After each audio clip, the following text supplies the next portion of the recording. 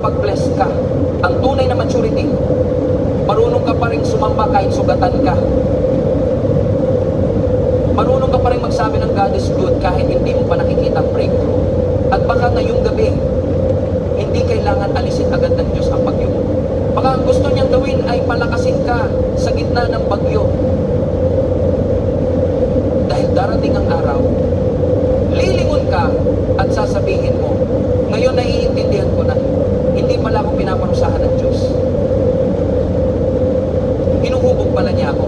Kaya huwag kang sumuko sa proseso. Huwag mong iwan ang Diyos sa season na ginagamit niya para baguhin ka. Dahil habang iniisip mong delayed ka, maaaring ang totoo, dinidevelop ka ng Diyos para sa mas mataas na purpose. At kapag natapos ang prosesong iyon, hindi ka lang magiging mas masaya, magiging mas matatag ka, mas mapagpakumbaba, mas puno ng pananampalataya, mas katulad ni Kristo. Mga kapatid, may mga problema sa buhay na hindi natin maintindihan. May mga pagsubok na paulit-ulit nating tinatanong sa Diyos, Lord, bakit kailangan ko itong pagdaanan?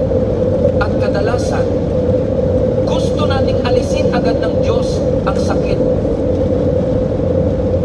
Gusto nating matapos agad ang testing.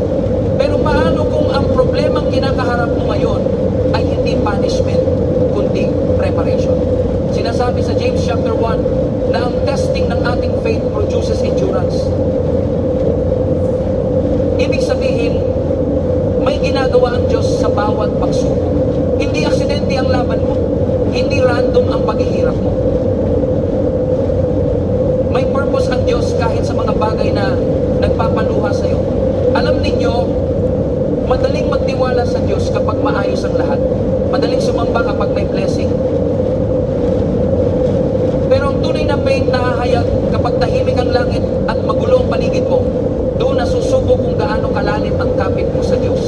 At minsan, iniisip natin na kapag may problema, ibig sabihin, mahina tayo spiritually. Pero hindi ba kahit si David dumaan sa lambak, kahit si Joseph itinapon sa balon, kahit si Paul nakaranas ng chains at suffering, ang problema ay hindi palaging sign na wala ang Diyos.